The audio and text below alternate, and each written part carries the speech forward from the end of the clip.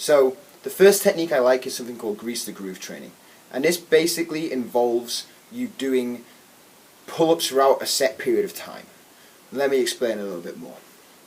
Grease the groove training really is about practicing pull-ups on a frequent basis whilst not fatiguing yourself too much and staying fairly fresh. So if you have a pull-up bar at home, or you work in a gym and you have access to a pull-up bar on a regular basis, what you can do is every time you walk past that pull-up bar, you will perform a few repetitions and then go about your day.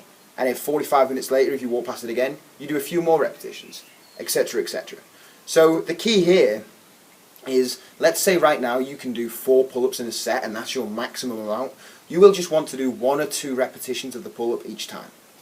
And the reason being is you want to stay fairly fresh. You don't want to fatigue yourself. You just want to be constantly practicing them.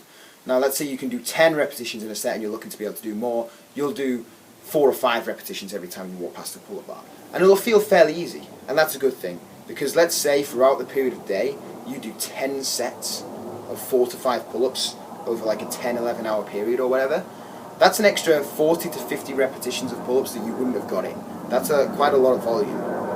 And that's going to help you increase the number of pull-ups. So let's say, for example, I was just walking past this, and right now, for example, I could do 6 repetitions in a set. So what I'm going to do is I'm going to jump up and do 3. So 1, 2, 3. And then pop back down. And then I'd go about my day as per usual, and if I walk past it again in 45 minutes, I do the same thing. Another way of doing this is to use the same principle at the gym, but do them in your rest periods. So if you don't have access to a pull-up bar on a daily basis or very often, every time you go to the gym during your rest periods, you'll jump up and do a couple of reps, then rest, then go on to whatever exercise you were doing.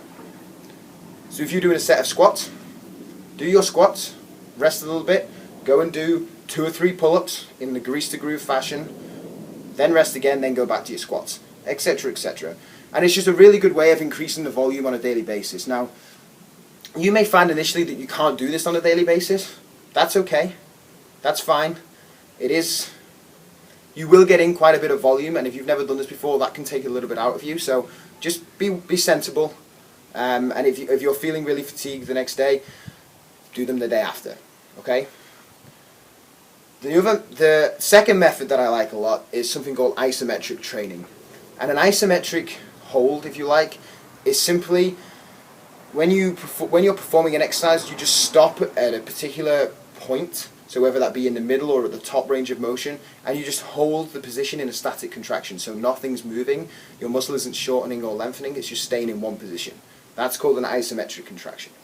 And the reason I like those is because they recruit a large amount of muscle fibers due to the fact they're a maximum voluntary contraction. Now, that bit's not really important, it's just about why they work quite well. And so let me show you a little bit about what one looks like, and then we'll take it from there.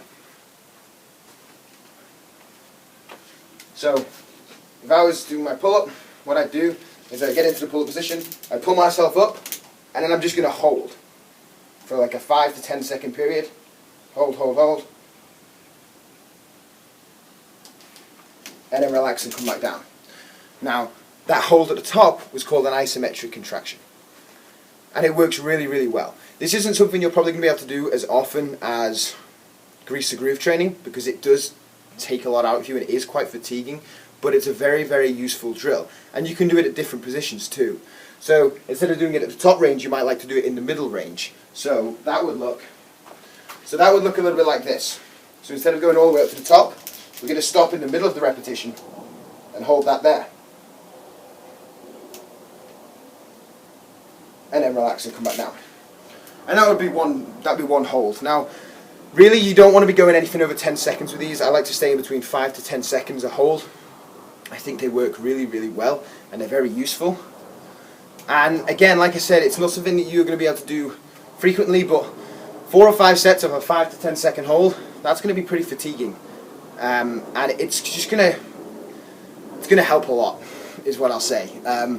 I found that with quite a few people I work with, the isometric holds really, really, really help, like I said before, due to the fact that it just recruit a lot of muscle fibers at once. And that's going to be a very useful tool for you as well. The third way I like is to simply change up the grip. Don't get married to one particular type of grip when it comes to the pull-up. There are endless variations, and we're probably just going to go through like 4 or 5 now, but there's loads more that we could come up with. So typically when people, I'm going to stand side on for this, typically when people do their first pull-up, it's usually in the chin-up form, so in that form, with their palms facing them.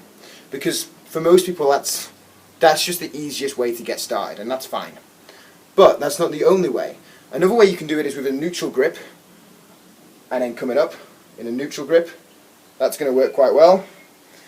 Double overhand is typically what people, so palms facing away, is typically where people find it to be the hardest. And then of course you've got a mixed grip, so you can go one under, one over, and vice versa. That's 4 different grips right there you can use, and that's going to help with the variation because they're slightly different.